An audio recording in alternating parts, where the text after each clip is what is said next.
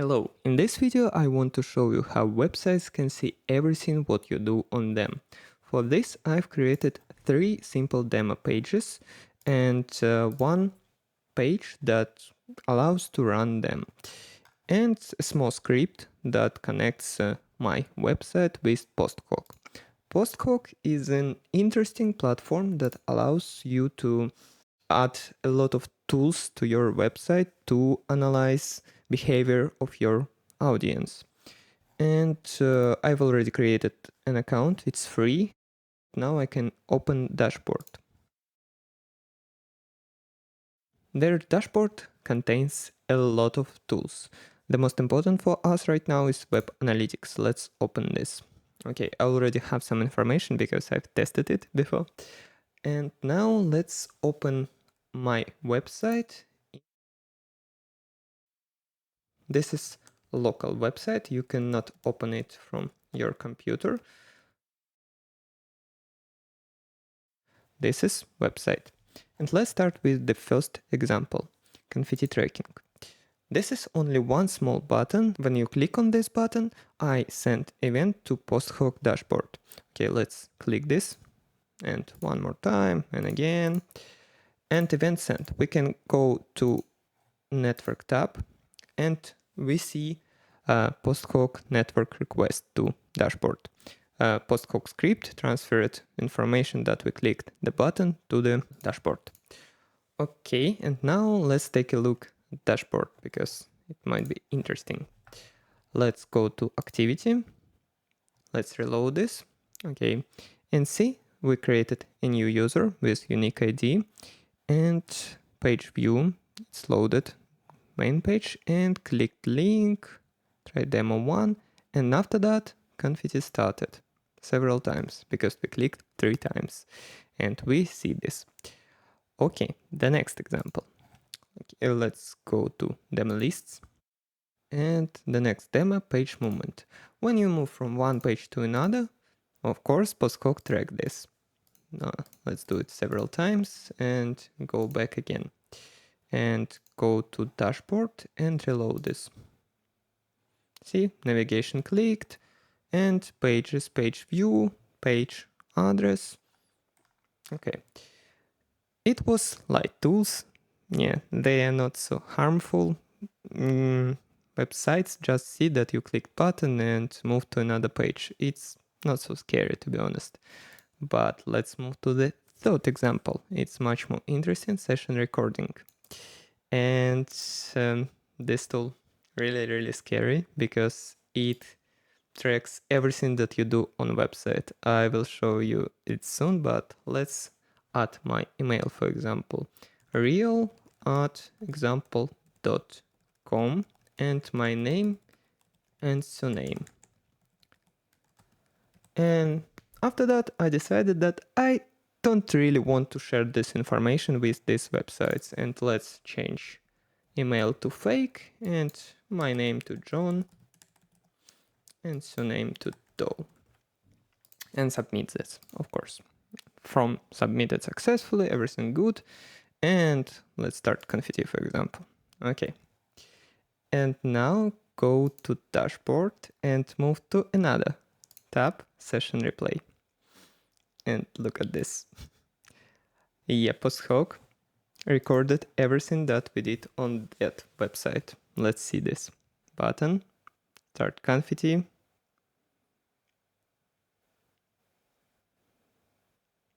Then back to demo list.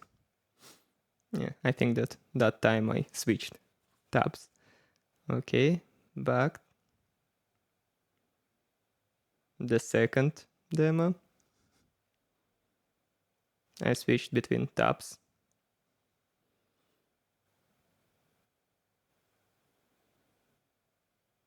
And the third demo. Session recording. Yeah, I selected that text, of course. And yep, my first email that I didn't want to share. All my typos, everything. This is definitely, it's just a video. It's not real video because it's really hard to websites to have tons of videos like your behavior, because it's really big files. And this is just a list of actions that you did, and post hoc just repeat them to see the progress. And the real problem that website seen my real data, my real surname, name, but I didn't submit it. And this is problem. And this is problem for websites too, because a lot of countries, they doesn't allow to do this. And that's the reason why post hoc has a really good settings. Let's go to settings and move to session recording, session replay, and go to this one, privacy and masking. To be honest, almost all websites has to follow this behavior, normal mask inputs, but not text images. And now let's go to incognito tab, reload the page, and go to the next example where inputs hidden. Okay, let's again input our real email, example.com, then my real name and my real surname. And again, change it to fake, change my real name to John, we change my real surname to Do, and submit. And of course, Confetti. And now let's move to dashboard, again, session replay. And let's see. Okay, we've already seen this. Let's move to this. Okay, back to list, demo, inputs hidden. Let's type email. Yeah, it's hidden. And websites cannot see what's inside these inputs. Yeah, that was the old, and I changed it to another, but it just asterisk. And that's good. I think, yes, that was tools that websites use, and I can show one more tool. Of course, there are much more tools, but they are the most important and the most used. And let's move to toolbar and launch our website. And we see now toolbar from post hoc, and we can go to this, for example, and see Heatmap. It's interesting because it shows where people click more. And then let's move to another page, for example, this, again, Heatmap, and yeah, it might be interesting. Okay, that's all tools that I wanted to show you. And let's talk a little bit about other tools, for example, Google Analytics. This is similar to post hoc, but the problem that it's Google, and Google collects a lot of information about users and then use it in Google Ads. And that's the reason why you see targeted ads sometimes. Because, for example, you Googled some product and after that you see it in YouTube, because a lot of websites in the internet, they use Google Analytics because it's really convenient. There are a lot of guides how to do this, a lot of platforms integrated this, and that's the reason why it's so popular. But this is really bad for you because you've tracked on almost all websites that you go. And another type of trackers, it's pixels. They're a bit different, and this is a small image, one pixel image, one height and one width. And how it works. When you open web page, browser has to load this image. And when a server, Facebook server, gets your request from your browser, it logs it somewhere. And it means that server knows that you requested that image, and it means that you visited that page.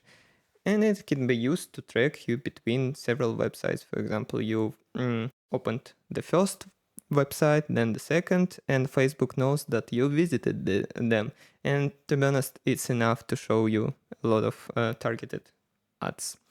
And not only websites, and even in email, because email uses almost the same technologies as websites. And when you open email, company knows that you open it, and it might be helpful for them.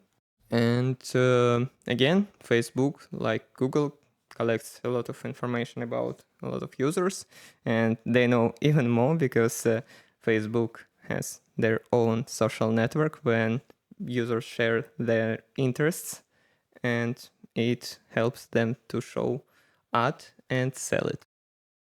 That's all that I wanted to say about tools that can track you. Now let's talk a little bit about tools that can protect you from trackers. And you have several options. The first option is browser extensions. You can install browser extension in your browser and disable advertisements and trackers, of course. The next option, you can install private browser that contain ad blocker by default. And the last option is using VPN that blocks advertisement and trackers inside your network. It means that it's going to block them in apps as well. Apps, browsers, whole your network. And that's really good. And I think that's all for today. Thanks for watching and see you in the next videos. Bye.